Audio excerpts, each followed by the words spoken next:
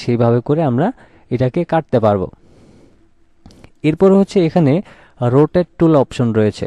তো রোটেট টুলের অপশনটা বোঝার জন্য আমি এখান থেকে প্রথমে এখান থেকে একটা শেপ নিয়ে নিলাম এরকমভাবে।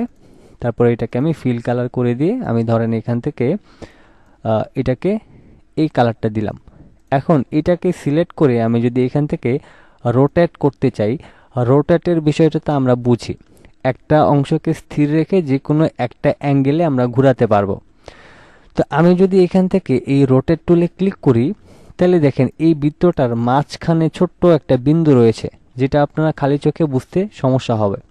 তো আপনি যদি এই রোটেট টুলটাকে সিলেক্ট করে এখানে ক্লিক করেন, তাহলে এই অংশটা কিন্তু স্থির থাকবে। ধরেন কোনো একটা এইরকম বস্তুকে আপনি যদি এদিকে একটা পিনের মাধ্যমে আটকায় দেন, তাহলে এই অংশটা ঠিকই স্থির থাকবে, এবং আপনি যদি এটাকে হাত দিয়ে ঘোরানোর চেষ্টা করেন, তাহলে এই অংশটা ঠিকই ঘুরবে, কিন্তু এই অংশটা ঘুরবে না। তো আমরা রোটেট টুলের মাধ্যমে সেম এখানে একটা ক্লিক করে এই অংশটাকে পিনের মাধ্যমে ধরেন যে আটকায় নিয়েছি। এরপর যদি আমরা অল্টার ধরে মাউসের লেফট বাটনটা ক্লিক করে এইভাবে করে ড্র্যাগ করি এবং কিবোর্ড থেকে কন্ট্রোল চেপে যদি ডি প্রেস করি, তাহলে আমাদের এখানে একটা ফুলের মতো কিন্তু হয়ে গেল। এবার যদি এখানে এই সম্পূর্ণ শেপটাকে আমি সিলেক্ট করে আমি এখানে একটা স্ট্রোক কালার ব্যবহার করি, তাইলে আপনারা আউটপুটটা বুঝতে পারবেন। আমি এখান থেকে স্ট্রোকটাকে একটু কমিয়ে দিচ্ছি। দেখেন এটা কিন্তু একটা ফুলের মতো হয়ে গিয়েছে আমরা রোটেটের মাধ্যমে।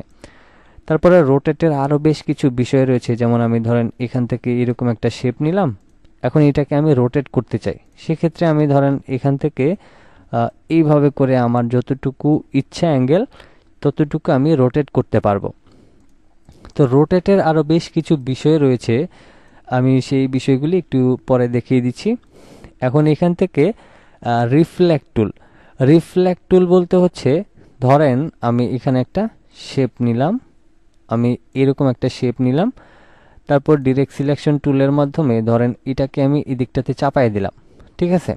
এখন এখানে দেখেন এই অংশটা কিন্তু মোটা এবং এই অংশটা কিন্তু চিকন। এখন আমরা যদি চাই যে এই অংশটাকে এই পাশে ঘুরায় নিতে, সেক্ষেত্রে কিভাবে করব? তো এটার জন্য আপনি এই টুলসের ব্যবহার করলেও পারেন, অথবা আপনি মাউস দিয়েও কিন্তু সেটা ব্যবহার করতে পারবেন। তো এটার জন্য আপনি প্রথমে এই শেপটাকে সিলেক্ট করবেন, তারপর রাইট বাটন ক্লিক করে আপনি যাবেন হচ্ছে এখান থেকে ট্রান্সফর্মে যাবেন। ট্রান্সফর্ম থেকে আপনি যদি রিফ্লেক্টে ক্লিক করেন, এদিকে বেশ কিছু অপশন আসে। দেখেন হরিজেন্টাল হচ্ছে আপনার উপরে নিচে, কোনো কিছুকে যদি আপনি উপরে নিচে করতে চান তাহলে হরিজেন্টাল, আর ভার্টিক্যাল হচ্ছে ডানে বামে। এখন এই শেপটা যেহেতু আমাদের এই চিকন কর্নারটা এদিকে রয়েছে, আমি চাচ্ছি এই চিকন মাথাটাকে এই পাশে নিয়ে আসতে এবং এই মোটাটাকে এই পাশে নিয়ে আসতে। তো সেক্ষেত্রে ভার্টিক্যালে রেখে আমি যদি এখান থেকে ওকে করে দিই, তাহলে দেখেন এটা কিন্তু আমার ঘুরে গেল। তো আপনি চাইলে এই টুলসের মাধ্যমে করতে পারেন, অথবা রাইট বাটন ক্লিক করে ট্রান্সফর্ম থেকে রিফ্লেক্টে গিয়েও আপনি এটাকে রোটেট করে নিতে পারেন। ওকে, এই বিষয়টা আমরা বুঝলাম। এরপর হচ্ছে আমাদের এখানে স্কেল টুল রয়েছে, শেয়ার টুল রয়েছে, রিশেপ টুল রয়েছে।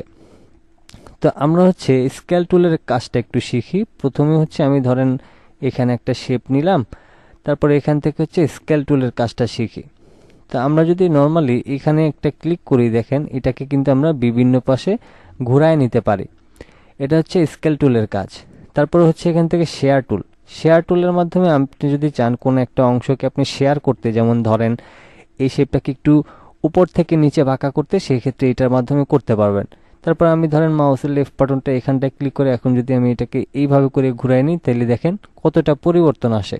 তা আপনি হচ্ছে এটার মাধ্যমে ঠিক এইভাবে করে যে কোনো শেপকে আপনি পরিবর্তন করতে পারবেন।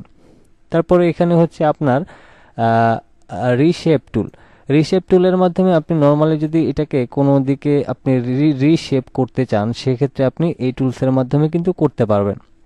তো আমি ধরেন এখান থেকে এখানে ক্লিক করলাম, তারপর রিশেপ টুলের মাধ্যমে আমি এটাকে রিশেপ করতে পারবো ঠিক এইভাবে করে, ঠিক আছে।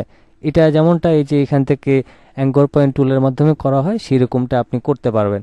তবে এখানে আরও বেশ কিছু এগুলির কাজ রয়েছে, যেগুলি আপনি নিজে থেকেই পরবর্তীতে বুঝতে পারবেন। ওকে, তো এরপর হচ্ছে এইখানে যদি আমরা ক্লিক করি, তাহলে এখানে আরও বেশ কিছু অপশন চলে আসে। যেমন এখান থেকে উইথ টুল, উইথ টুলের কাজটা কি সেটা শেখার জন্য আমরা এখান থেকে এই যে আর্টস টুলে গেলাম, তারপর নর্মালি এখানে ক্লিক করে এটাকে আমরা ধরেন স্ট্রোকটাকে একটু মোটা করে দিই। তারপর ইউনিফর্ম থেকে আমি ধরেন এখানে ক্লিক করলাম। এখন এখান থেকে যদি আমি এই উইথ টুলে যাই এবং এখানে যদি আমি এটাকে ক্লিক